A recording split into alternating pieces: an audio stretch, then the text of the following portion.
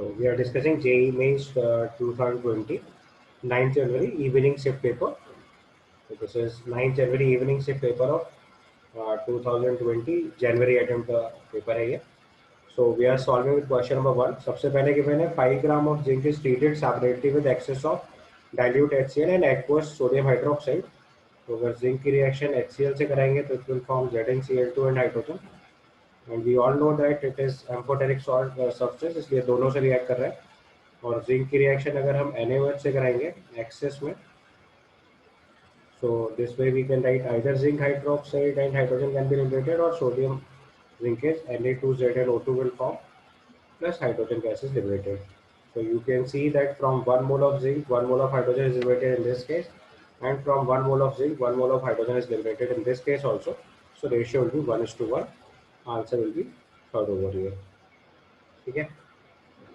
The next question is given solubility product of chromium hydroxide at 298 Kelvin is this.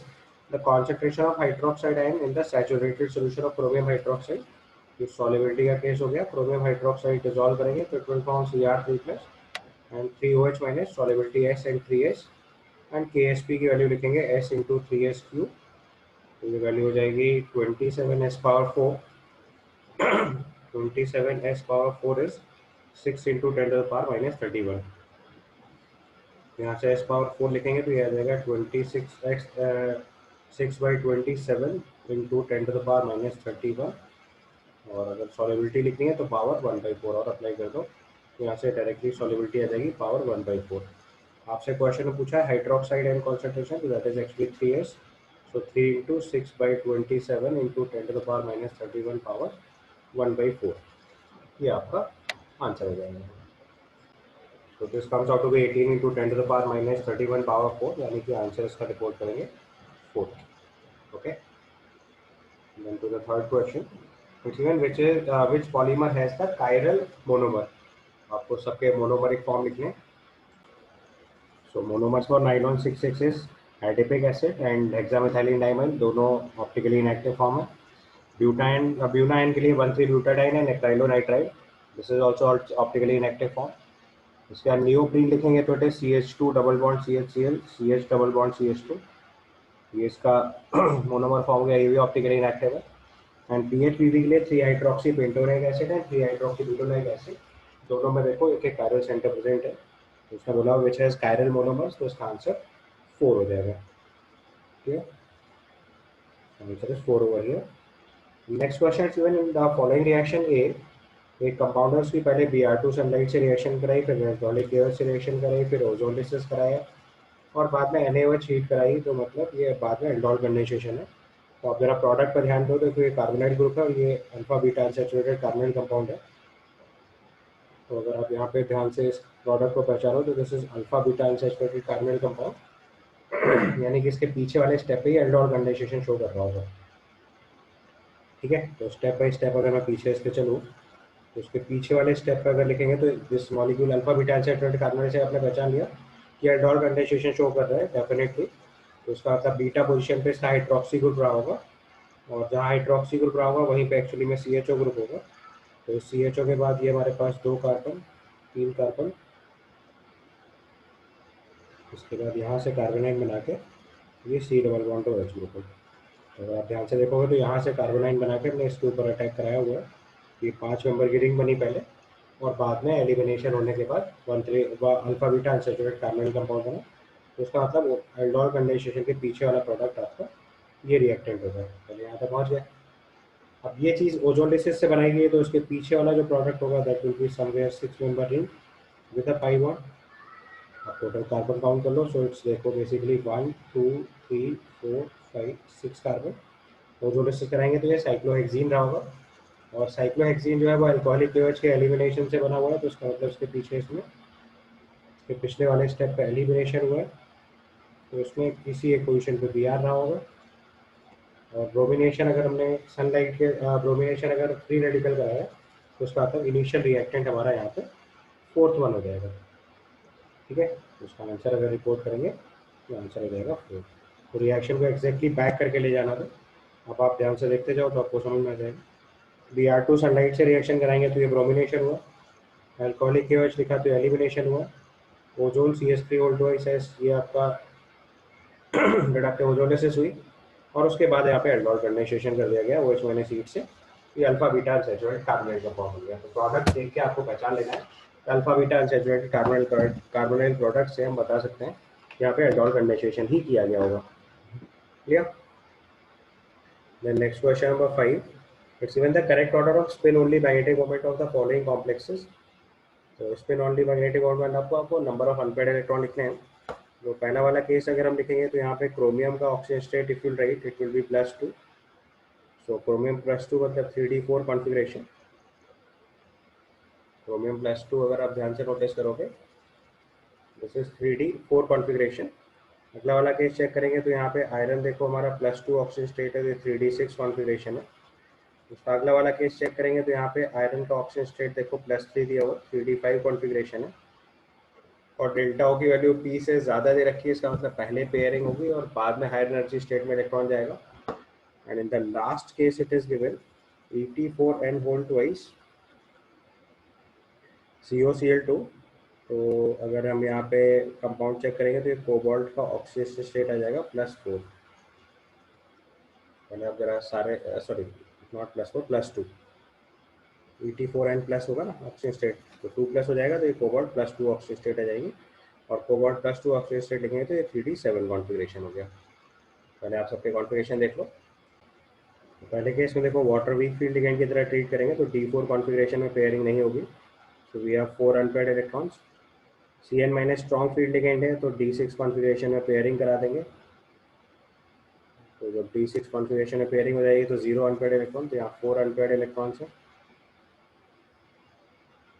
यहाँ 0 unpaired electron हो गया। उसके बाद Fe3+D5 configuration और उसमें डेल्टा ग्रेटर देन पी है, इसका मतलब यहाँ पे भी पेयरिंग करानी है। तो D5 कॉन्फ़िगरेशन है तो 4 इलेक्ट्रॉन तो पेयर कर जाएंगे, 1 अनपेयर्ड इलेक्ट्रॉन बचेगा। एंड लास्ट में कोबाल्ट 2+ में chloride ion weak field ligand है तो इलेक्ट्रॉन की पेयरिंग नहीं होगी, तो D7 कॉन्फ़िगरेशन लिख लीजिए बस। तो D7 will be like this, 3 unpaired electron.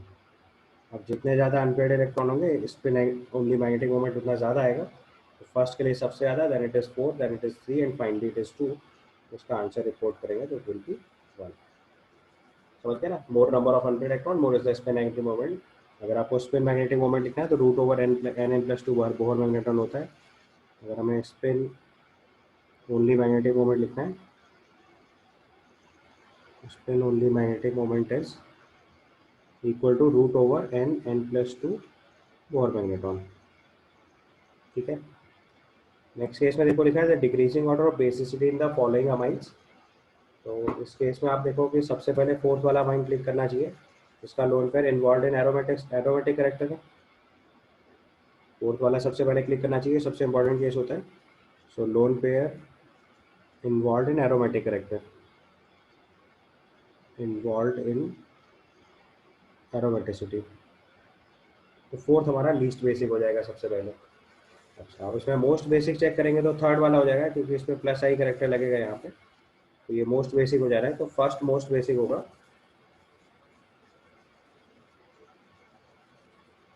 In this case basic strength if you check, तो फोर्थ हमारा लीस्ट बेसिक आ रहा है। पहले ये चीज़ सबको समझ आ रही है कंफर्म, बिकॉज फोर्थ के केस में लोन पेयर ऑफ इलेक्ट्रॉन जो है वो रेजोनेंस में इन्वॉल्व है। And then if you see third one का जो लोन पेयर है वो रेजोनेंस में इन्वॉल्व नहीं है, +i करेक्टर काम कर रहा है उस पर। उसके बाद फर्स्ट वाला चेक करेंगे तो इसका लोन पेयर देखो रेजोनेंस में जा रहा है, तो उसकी बेसिक स्ट्रेंथ कम हो जाएगी, और इसका लोन पेयर जो है वो sp2 हाइब्रिड नाइट्रोजन पे है, तो इसके भी लोन पेयर डोनेट करने की कैपेसिटी कम होगी। तो order of basic strength check करेंगे तो थर्ड मैक्सिमम बेसिक हो गया, +i करेक्टर से बेसिक स्ट्रेंथ बढ़ रही है, और फोर्थ लीस्ट बेसिक आएगा, तो इससे इतने ही से अगर आप डिसाइड करोगे। और उसके बाद 1 और 2 का केस चेक करेंगे तो 2 बिकम्स मोर बेसिक, क्योंकि उसका lone pair sp2 hybrid nitrogen पे डीलोकलाइज नहीं है। फर्स्ट वाला डीलोकलाइज है तो उसकी बेसिक स्ट्रेंथ और कम हो गई, और लीस्ट बेसिक जो हमारा आएगा वो फोर्थ हो जाएगा, क्योंकि एरोमेटिसिटी में इलेक्ट्रॉन इन्वॉल्व है, तो उसका आंसर अगर रिपोर्ट करेंगे तो it will be fourth one. Okay,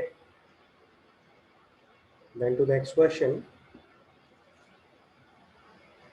Next question number 7. If you see among the statement A to D, the correct ones are lithium has the highest hydration enthalpy among the alkali metals, correct? क्योंकि lithium का size सबसे छोटा होता है तो उसकी hydration energy सबसे ज़्यादा आएगी। Lithium chloride is insoluble in pyridine। तो NaCl के अंदर कोवेलेंट करेक्टर वर्कआउट करेगा, तो ये चीज़ इनकरेक्ट हो गई। Lithium can not form an ethanide upon in reaction with ethyne, ये भी सही है। And the last option is both lithium and magnesium react slowly with water, ये भी करेक्ट हो जाएगा। तो उसके केस में अगर हम आंसर लिखेंगे तो इट बिकम्स 2। सीधा सीधा फैक्चुअल क्वेश्चन है, answer will B 2। Lithium chloride insoluble in pyridine, ये इनकरेक्ट हो गया क्योंकि LiCl का कोवेलेंट करेक्टर होता है, तो लाइक वाला करेक्टर यहाँ काम करेगा, तो इनसॉल्युबल वाला स्टेटमेंट रॉन्ग हो गया। बाकी A, C, D इसके स्टेटमेंट जो होंगे दैट इज करेक्ट। ठीक है, next question comes to question number 8। Lithium और मैग्नीशियम की रिएक्टिविटी एक जैसी आएगी डायगोनल रिलेशनशिप की वजह से। अगर इसका आउटकम लिखना है तो this is due to diagonal relationship, this is diagonal relationship. उसी के बेसिस पे हमने इसको डिसाइड करना है। For more explanation you can refer NCERT book, क्योंकि सारा डेटा वहीं से उठाया गया। Next question you will see in the reaction with B3N3H3Cl3 compound दे रखा है, इसकी रिएक्शन LiNH4 से इनॉर्डिक बेंजीन बन रही है। इनॉर्डिक बेंजीन इज B3N3H6 एंड उसी को हम लोग बोराजाइन भी बोलेंगे, सो B3N3H6।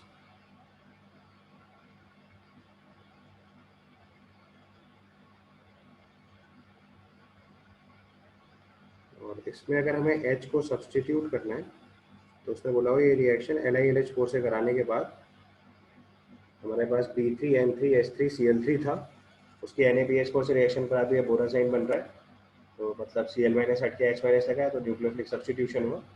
उसका लिखा है further of reaction of A with C leads to formation of B3N3H3 and Me3, मतलब अब CH3- से Cl- को सब्सटीट्यूट कराना है, तो we have to select Grignard agent, तो उसका आंसर हमारे लिए थर्ड हो जाएगा। ये चीज़ समझ गए? पहले केस में Cl- को H- से सब्सटीट्यूट करके बोराजाइन बनाया है, और दूसरे केस में CH3- न्यूक्लियोफाइल की तरह काम करेगा और Cl- को सब्सटीट्यूट कर देगा, तो हमारा गिवन प्रोडक्ट आ जाएगा। ठीक है, then the next question is given biochemical oxygen demand is the amount of oxygen required in ppm।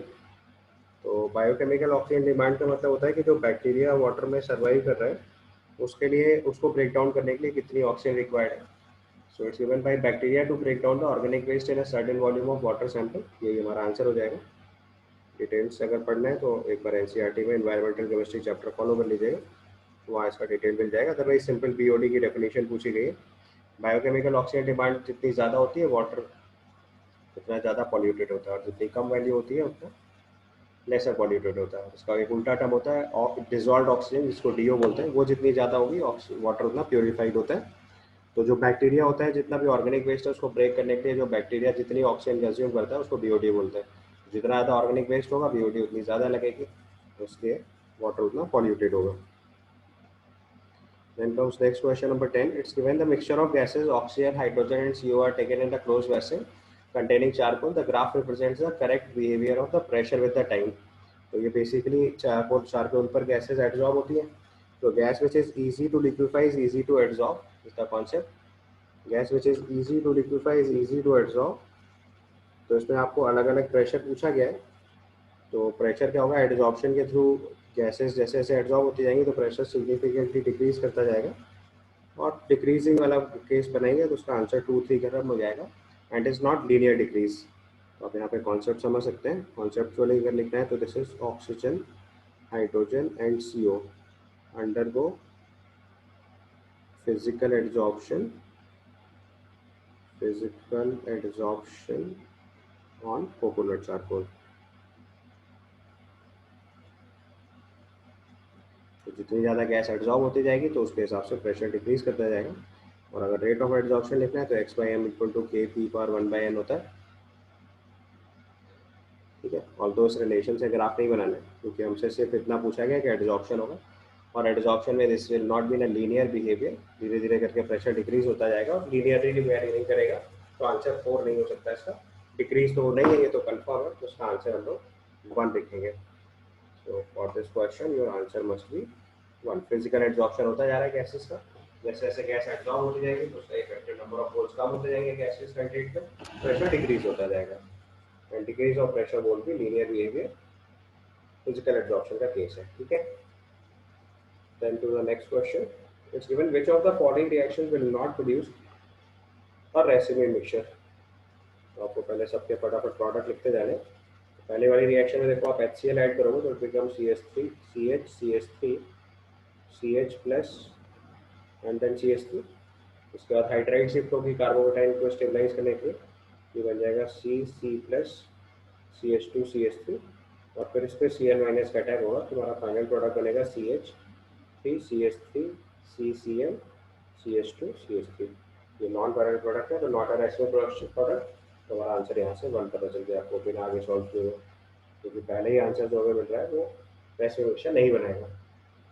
आगे वाले केस की अगर साइमल्टेनियसली आपको चेक कर लें तो नेक्स्ट केस में अगर हम प्रोसीड करेंगे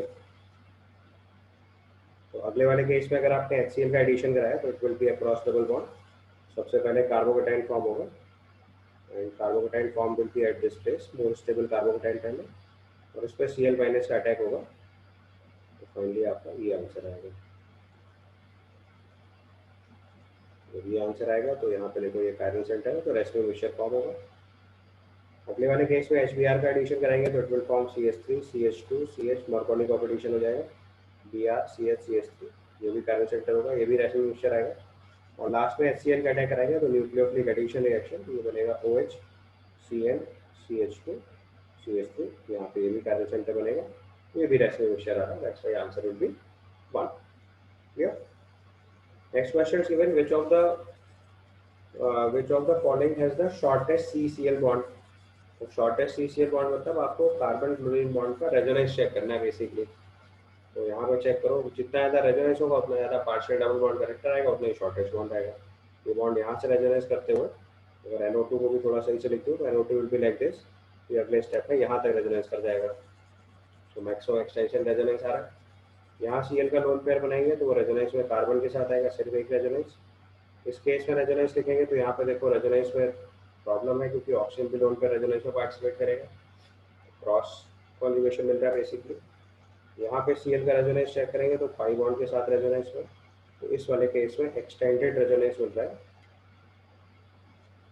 एक्सटेंडेड रेजोनेंस आ रहा है। एक्सटेंडेड रेजोनेंस की वजह से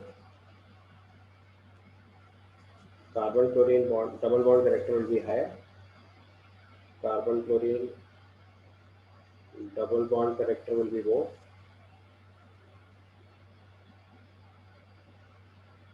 अगर carbon chlorine double bond character ज़्यादा होगा तो ऑब्वियसली शॉर्टेस्ट CCl बॉन्ड आएगा, उसका आंसर भी 1 रिपोर्ट करेंगे। Is that clear. Then comes question number 13. It's given the first and second ionization enthalpy of metal are 496 and 4560 kilojoule पर मोल respectively। तो आप देख सकते हो यहाँ पे फर्स्ट और सेकंड आयनाइजेशन एंथैल्पी में बहुत ज़्यादा डिफरेंस है। जब फर्स्ट और सेकंड आयनाइजेशन एंथैल्पी में बहुत ज़्यादा डिफरेंस है इसका मतलब वैलेंसी ऑफ मेटल जो होगा 1 हो जाएगा। पूछा how many moles of HCl and H2SO4 respectively will be needed to react completely with 1 mole of metal oxide। तो यहाँ से देखो सबसे पहले आपको पता चल गया कि मेटल जो है वो अल्कली मेटल है। कैसे पता चला? क्योंकि यहाँ पे जो सेकंड आयनाइजेशन एनर्जी है वो फर्स्ट आयनाइजेशन रिस्पेक्ट में एक्सेप्शनली हायर है, तो उससे इस एलिमेंट की वैलेंसी पता चली है। This is much much much higher than V1, so implies valency 1। Valency 1 हो गया तो ये मेटल हाइड्रोक्साइड MOH टाइप होगा, इसकी रिएक्शन HCl से होगी तो it will form MCl plus water, और इस MOH की रिएक्शन H2SO4 से होगी, तो H2SO4 से होने के बाद ये बनेगा M2SO4 प्लस वाटर, तो ये हाफ मोल ऑफ M2SO4 बनेगा, हाफ मोल्स ऑफ वाटर बन जाएगा। ठीक है, तो form half moles of M2SO4 और half moles of water, not half moles of water, sorry water form होगा, तो half moles of M2SO4 plus water form होगा। आंसर है equation. So if we take 1 mole of metal hydroxide in both case, तो उसके 1 mole से 1 मोल metal chloride बनेगा। So how many moles of HCl will be how many moles of HNH2 respectively be reacted? Okay, आपको HCl का amount लिखना है तो यहाँ पे HCl देखो हाफ मोल 1 मोल से 1 मोल रिएक्ट करेगा और इसके 1 मोल से इसका हाफ मोल रिएक्ट करेगा। Answer will be 18.5। So as per our option इसका answer will be 1। Straight question and nothing technical. Go to the next question, number 40. It's given the true statement among the following. Both S and delta S are not function of temperature. तो entropy है जो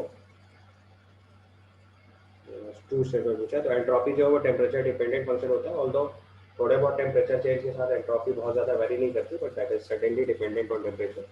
so both delta S and S R the function of temperature correct है, क्योंकि आपको पता है कि entropy change अगर हम लोग करें तो integral of T Q reversible by T function होता है basically. So entropy depends on temperature no doubt, but थोड़े बहुत टेम्परेचर चेंज के लिए एंट्रोपी चेंज बहुत ज़्यादा नहीं मानते। S is a function of temperature, but delta S is not a function of temperature. क्या पढ़ोगे? S is not a function of temperature, but delta S is a function of temperature. ये भी incorrect हो गया, तो इसका answer हम लोग 2 रिपोर्ट कर देंगे। Delta S and S both are temperature of function basically।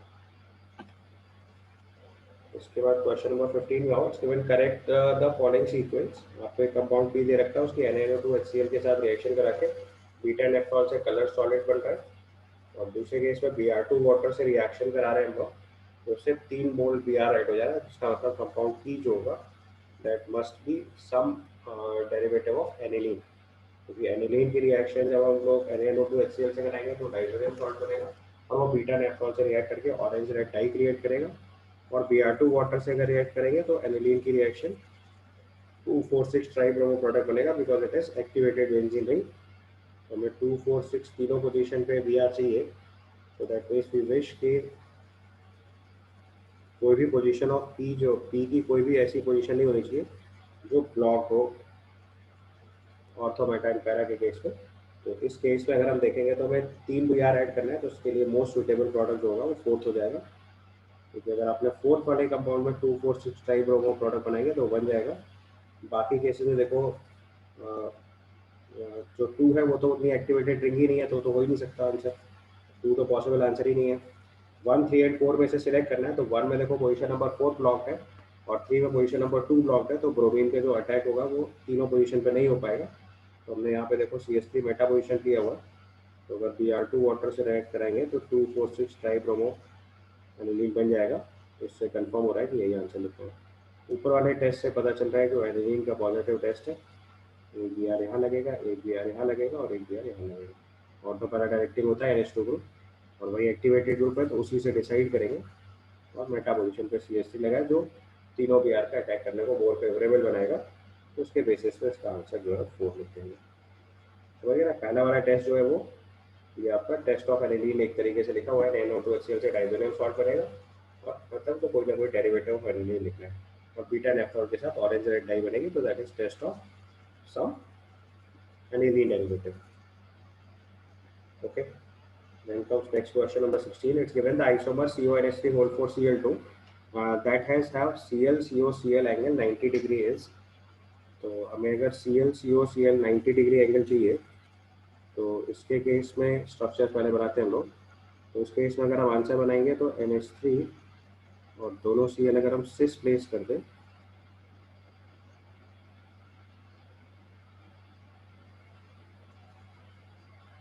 तो यहाँ पे देखो Cl CO Cl जो है 90 डिग्री एंगल आ जाएगा, यानी कि सिस आइसोमर के साथ आपका 90 डिग्री अचीव होगा। ट्रांसफॉर्म करेंगे तो दोनों Cl के बीच में 180 डिग्री आ जाएगा, और इसमें मेरिडियनल और फेशियल वाला फॉर्म बन ही नहीं सकता, क्योंकि 4 लिगेंड एक जैसे हैं, तो उसका पॉसिबल आंसर जो बनेगा that will be 4th। Next case it is given ABC are the 3 biomolecules, the result of the test perform on them are given below. तो आपको सारे टेस्ट रिपोर्ट कर लें। तो उसमें देखो मॉलिस टेस्ट नेगेटिव दे रखा है, बफोर टेस्ट नेगेटिव दे रखा है, और बायोरेट टेस्ट पॉजिटिव दे रखा है। तो सॉरी, अलग अलग केस है। पहले कंपाउंड ए से चलते हैं, तो कंपाउंड ए ने मॉलिस टेस्ट पॉजिटिव दे रखा है। Molisch test is for carbohydrate, ठीक है। एंड बफोर टेस्ट लिखेंगे तो एक्चुअली में मोनोसेक्राइड्स एंड डाइसेक्राइड्स का टेस्ट होता है, बट डाइसेक्राइड्स के लिए रेट बहुत स्लो होता है, तो many times disaccharides is negative test for it, and biuret test is test of protein. पहले आपको तीनों टेस्ट क्लियर होने चाहिए, किस किस कंपाउंड का कौन कौन सा टेस्ट है, तो फिर बाकी चीज़ें आप आसानी से डिटेक्ट कर लोगे। सबसे पहले हमने मॉलिस टेस्ट लिखा, ये टेस्ट ऑफ कार्बोहाइड्रेट होता है। दूसरा टेस्ट हमने लिखा बारकोड टेस्ट। ये एक्चुअली में प्रिसाइसली लिखा जाए तो मोनोसेक्राइड्स के लिए टेस्ट होता है, तो और प्रिसाइसली देखो तो डाइसेक्राइड्स भी टेस्ट दे देते हैं बट बहुत स्लोअर रेट से देते हैं। और तीसरा टेस्ट है बाईयूरेट टेस्ट। ये बाईयूरेट टेस्ट जो है ये प्रोटीन का टेस्ट होता है। अब देखो पहला कंपाउंड मोलिस टेस्ट पॉजिटिव दे रहा है और आगे के दो टेस्ट नेगेटिव दे रहा है, मतलब ग्लूकोज नहीं लेना है इस कैटेगरी में, तो ऑप्शन ए ग्लूकोज नहीं हो सकता, तो सेकंड थर्ड फोर्थ आंसर होगा। बी वाला ऑप्शन मोलिस टेस्ट और वाफो टेस्ट दोनों पॉजिटिव दे रहा है, तो ये ग्लूकोज हो सकता है, बट ये अमाइन तो इसका मतलब जो बी प्रोडक्ट है वो ग्लूकोज होना चाहिए सर्टेनली। और तीसरा वाला केस दे रखा है अपना एल्ब्यूमिन। एल्ब्यूमिन साथ प्रोटीन्स, प्रोटीन जो है वो बायोरेट टेस्ट देगा, पहले दोनों टेस्ट नेगेटिव देगा, तो उसका मतलब सी जो है हमारा एल्ब्यूमिन होना चाहिए। सी एल्ब्यूमिन बी ग्लूकोज, ये कंफर्म होना चाहिए। ग्लूकोज की जगह फ्रक्टोज भी हो सकता है एल्ब्यूमिन के साथ, बट वो ग्लूकोज नहीं हो सकता। तो इसका मतलब इसका जो पॉसिबल आंसर लिखा जा सकता है दैट मस्ट बी 4।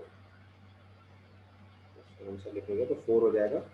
लैक्टोज जो है मोनोसेक्राइड नहीं है, ये कार्बोहाइड्रेट और मोनोसेक्राइड दोनों टेस्ट देगा और ये प्रोटीन टेस्ट दे देगा, तो इससे पता चल गया कि इसका आंसर 4 रिपोर्ट करेंगे।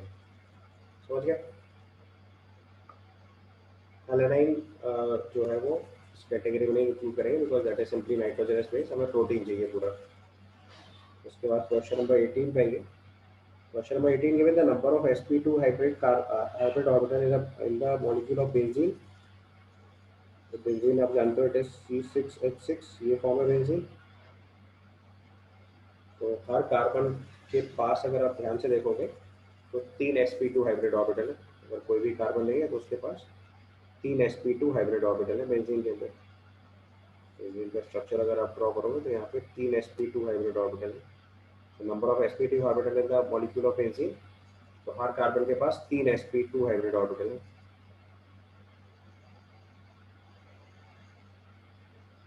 बाकी हाइड्रोजन जो उसमें कनेक्ट है वो तो s ऑर्बिटल से ओवरलैप कर रहा है। वैसे टोटल 6 कार्बन है तो 6 इंटू 3 यानी कि 18 sp2 हाइब्रिड ऑर्बिटल हो जाएंगे, तो उसका आंसर जो है वो हम थर्ड रिपोर्ट कर देंगे। नेक्स्ट केस लिखे written among the following form of water with the lowest ionic conductance at 298 kelvin. Lowest ionic conductance मतलब जिसमें सबसे कम आयन जनरेट होंगे, तो सबसे कम आयन किस फॉर्म में जनरेट होगा, डिस्टिल्ड वाटर में। This is purest water, minimum ionization. Purest water, minimum ionization, उसकी लीस्ट आयनिक कंडक्टेंस हो जाएगी। That's why we report answer 2। Because sea water होगा तो उसमें सॉल्ट्स प्रेजेंट होंगे तो डेफिनेटली कुछ ना कुछ कंडक्टिविटी हाई रहेगी। सलाइन वाटर होगा जो जिसमें NaCl होता है नॉर्मली, उसकी भी कंडक्टेंस ज़्यादा रहेगी।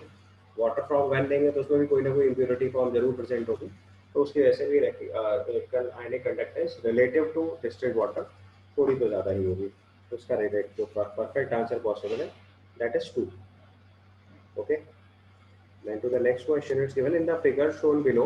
Reactant A represents the square and equilibrium is in equilibrium with the product B represented by circle. The equilibrium constant is, तो देखो हमारे पास इक्वेशन के हिसाब से लिखेंगे तो A is in equilibrium with B, तो बस सिंपली नंबर काउंट के लिख करके लिख लो। तो A जो है उसको हम लोग स्क्वायर से रिप्रेजेंट कर रहे हैं, तो हमारे पास टोटल 6 स्क्वायर है, और B जो है रिप्रेजेंट कर रहे हैं उसको सर्किल से रिप्रेजेंट कर रहे हैं, तो इसका नंबर भी जरा काउंट कर लो। तो ये 3 3 6 3 9 करीब करीब 12 दिया हुआ। उसका इक्विलिब्रियम कांस्टेंट लिखेंगे तो it is b by A, या जाएगा 12/6 यानी कि 2। उसका पॉसिबल आंसर जो रिपोर्ट करेंगे that is also 2। Clear. I think circles are 11, थोड़ा काउंटिंग फॉल्ट है। तो circles are 11 then still it is closest to 2। अभी आंसर 2 ही रिपोर्ट करेंगे क्योंकि जो ऑप्शन है उसके बेसिस पे क्लोजेस्ट टू 2 ही आंसर बनने वाला है। 1 पॉइंट समथिंग बनेगा तो भी राउंड ऑफ करके गिवन ऑप्शन के हिसाब से इसका आंसर 2 ही लिखना पड़ेगा। और थोड़ा क्वेश्चन फॉल्ट है, इट्स ओके, चलेगा। Then question number 21 is given. Consider the following reaction sequence. इसमें गिवन है कि एक कंपाउंड ए है, उसकी ग्रिग्नार्ड एजेंट से रिएक्शन करा रहे हैं, और उसके बाद हम लोगों ने फर्दर कॉपर के साथ रिएक्शन करा के 2 मिथाइल 2 ब्यूटीन बनाया हुआ है। तो कॉपर एट 300 डिग्री सेल्सियस से अगर एलिमिनेशन हो रहा है, इसका मतलब कंपाउंड बी जो है वो 3 डिग्री अल्कोहल होना चाहिए। और अगर 3 डिग्री अल्कोहल होना चाहिए तो कंपाउंड ए फिर हम प्रेडिक्ट कर लेंगे, बट बिफोर दैट पहले हम जो प्रोडक्ट है वो लिखेंगे जरा। इट इज 2 मिथाइल 2 ब्यूटीन, तो it is CH3 CH double bond CH3। ये पहले ब्यूटीन हो गया, ब्यूटीन 2, और ब्यूटीन 2 में 2 मिथाइल है, तो ये आपका रिएक्टेंट है।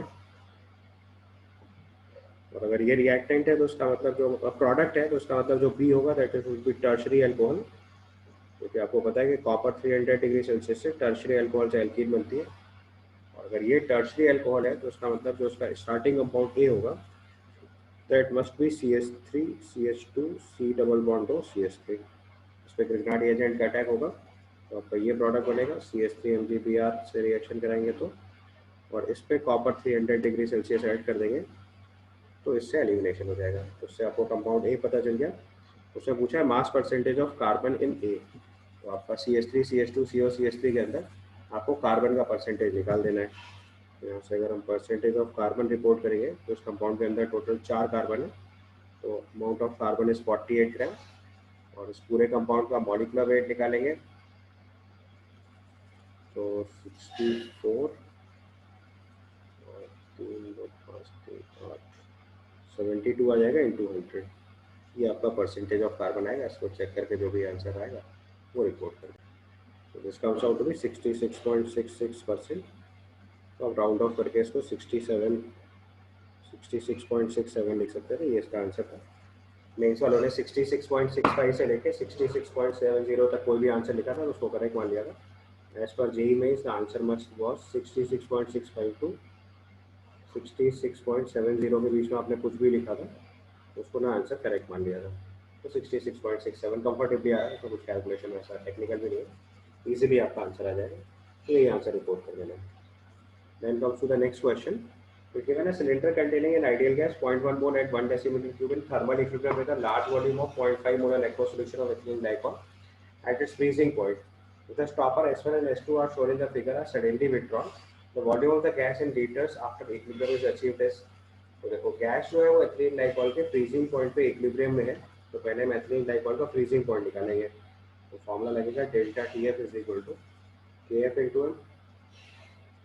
तो डेल्टा TF निकालते हैं, KF की वैल्यू 2 दे रखी है और 0.5 मोलर दे रखा है, तो ये वैल्यू 1 आ गई। इसका मतलब फ्रीजिंग पॉइंट जो आ जाएगा वो आ जाएगा 273 माइनस 1 यानी 272 kelvin. Depression freezing point 1 unit आ रहा है तो उसका जो टेम्परेचर हो गया दैट इज 272 केल्विन। इसके बाद गैस का जो आपको प्रेशर रिपोर्ट करना है, आपको कैलकुलेट करके निकालना है कि जैसे आपने स्टॉपर हटाया, सॉरी प्रेशर नहीं हटाई, स्टॉपर हटा देंगे तो उसके ऊपर एटमॉस्फेरिक प्रेशर काम करेगा सीधे सीधे। और आपसे पूछा गया है कि गैस का वॉल्यूम कितना होगा। I hope this is the question. Suddenly withdrawn then volume of the gas in litre आपको निकालना है इक्विलिब्रियम में। सो योर क्वेश्चन इज आपको volume of gas in litres निकालना है। तो PV इक्वल टू NRT का क्वेश्चन हो गया सीधे सीधे। प्रेशर हो गया हमारे लिए 1 atm, वॉल्यूम हमें फाइंड आउट करना है, नंबर ऑफ मोल्स अपने को 0.1 दे रखा है और टेम्परेचर 272 केल्विन हो गया। तो यहाँ से PV इक्वल टू NRT लगाएंगे तो आ जाएगा 0.1 इंटू आर की जगह 0.08 इंटू 272/1, ये वैल्यू हो जाएगी वॉल्यूम ऑफ द गैस। ये सॉल्व होकर 2.176 लीटर आएगा। यही में इसने अगर हम उसका आंसर लिखेंगे तो एक्चुअली 2.17 लिख सकते थे, 2.18 भी लिख सकते थे। जेई में इसने इसका आंसर जो दिया था राउंड ऑफ करके लिखेंगे तो हमें आंसर लिखना चाहिए था 2.18 एक्चुअली में। अगर जेई में इसका आंसर बताऊँ तो ये 2.17 से लेके 2.23 के बीच में अगर कुछ भी आपने आंसर रिपोर्ट किया that was correct. Then comes question number 23. It's given the sum of total number of bonds between chromium and oxygen atom in the chromate and dichromate ion is। Structure draw कर लीजिए। Chromate ion आपका ये हो गया CrO4 2 minus, और dichromate ion बनाएंगे तो Cr2O7 2 minus. This is dichromate ion. उसने पूछा है sum of total number of bonds between chromium and oxygen atom in chromate and dichromate ion. तो पहले वाले केस में देखो तो 6 बॉन्ड है, और अगले वाले केस में चेक करोगे तो 12 बॉन्ड है। तो टोटल बॉन्ड्स अगर आप काउंट करके लिखोगे तो sum of total number of bonds between chromium and oxygen atoms जो आपको काउंट करके लिखते हैं। इस केस में अगर आप सिग्मा बॉन्ड पाई बॉन्ड अलग अलग काउंट करोगे तब तो नंबर 18 आएगा। अदरवाइज आप केवल क्रोमियम ऑक्सीजन बॉन्ड काउंट करेंगे तो उसका आंसर 12 आ जाएगा। काउंट कर लो यहाँ पे, 1 2 3 4 बॉन्ड इधर है, 5 6 7 8 9 10 11 12, तो इसका आंसर जेई में इसने 12 भी दिया था, तो मेरे हिसाब से बहुत अप्रोप्रिएट नहीं था। अगर हमें बॉन्ड पूछा गया तो हम सिग्मा बॉन्ड पाई बॉन्ड अलग अलग भी गिन सकते थे, तो जो डबल बॉन्ड है उसको आप 2 भी काउंट कर सकते थे, तो इन दैट केस आपके नंबर में 6 वैल्यू और बढ़ सकती थी, उसका आंसर 18 भी लिखा जा सकता था। तो ठीक है, ये जो गिवन ऑप्शन था उसके बेसिस पे उसका आंसर 12 लिखना है। इसके बाद गिवन है sample of milk splits after 60 minutes at 300 kelvin and after 40 minutes at 400 kelvin, when the population of lactobacillus acidophilus in milk is doubled, the activation energy for this process is closest to. So in this case you can see that it's given कि जो bacteria का number है वो double हो जा रहा है, मतलब पॉपुलेशन ग्रोथ जो है वो, आपको पता है कि ये जो प्रोसेस है फर्स्ट ऑर्डर काइनेटिक्स की तरह चलता है, तो हम इसको जो 60 मिनट और 40 मिनट है इसको हाफ लाइफ की तरह ट्रीट कर सकते हैं। Bacterial growth follows first order kinetics, तो उसका मतलब पहले रेट जो लिखेंगे केवल वो 0.693/60 लिख सकते हैं, दूसरे स्टेप पर रेट कांस्टेंट 0.693/40 हो जाएगा, बाकी k1 is equal to a e raise power minus EA1/RT लिख सकते हैं, A E raise power minus EA/RT 300 kelvin लिख सकते हैं, और K2 के लिए A E raise power minus EA/RT2 यानी कि 400 केल्विन लिख सकते हैं। ये दो वैल्यूज हो गए, इसका बस रेशियो में तो आप सीधे सीधे तो K1/K2 अगर लिखेंगे हम लोग, तो K1/K2 will come out to 40/60 is equal to, A cancel हो जाएगा, E raise power minus EA/R common कर लो, ये 1/300 माइनस 1/400 आ जाएगा।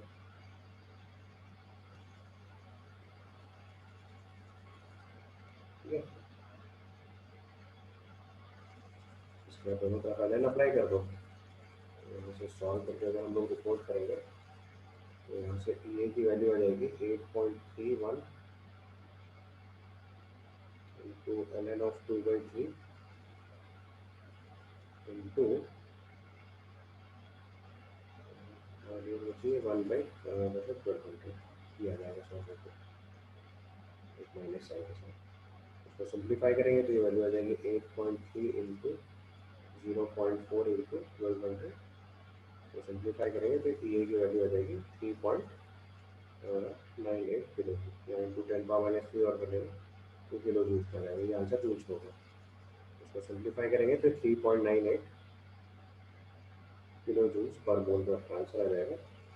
तो इसका आंसर अगर लिखना था 3.98 ही लिख सकते थे, नहीं इसका इसका आंसर 3.98 से लेके 4.0 तक दिया था, और तो उसमें एक टेक्निकल फॉल्ट है। टेक्निकल फॉल्ट ये है कि आप ऑल तो आप लोग सही कर सकते थे, आपको पता है कि L N of a number less than 1 जो है वो नेगेटिव होना चाहिए था, तो आइडियली वैल्यू -0.4 गिवन होनी चाहिए थी, तो मैंने कैलकुलेशन उस चीज़ को अपने आप सही कर दिया। अदरवाइज मेन्स ने इसका आंसर जब दिया था तो they have given a liberty because data incorrect था, तो उसके इसका आंसर जो था वो -0.3.98 और -0.4 किसी ने लिखा तो भी सही था। एक्चुअल आंसर इसका अगर जो दिया था मेरे से दैट इज 3.98 टू 4 किसी ने लिखा था तो भी सही मान लिया था, या फिर -3.98 टू -0.404 तक भी किसी ने लिखा था तो उसको भी सही मान लिया था। और ये चीज़ आपको अपने आप सही करी जा सकती थी, क्योंकि L of less than number less than 1 का जो लॉग आता है वो नेगेटिव नहीं होता है, तो सर्टेनली -0.4 ही होगा, 0.4 हो नहीं सकता। ठीक है, तो बस मुझे सही कर लेना था, तो आंसर अपने आप 3.98 ही आता है इससे। बट अभी मुझे मैं इसके क्वेश्चन की फॉल्ट थी, दे हैव करेक्टेड इट, 3.98 और 4 इसके बीच में किसी ने भी आंसर लिखा वो भी करेक्ट था, किसी ने नेगेटिव में लिखा तो भी उसे सही मान लिया क्योंकि क्वेश्चन का डेटा फॉल्टी था।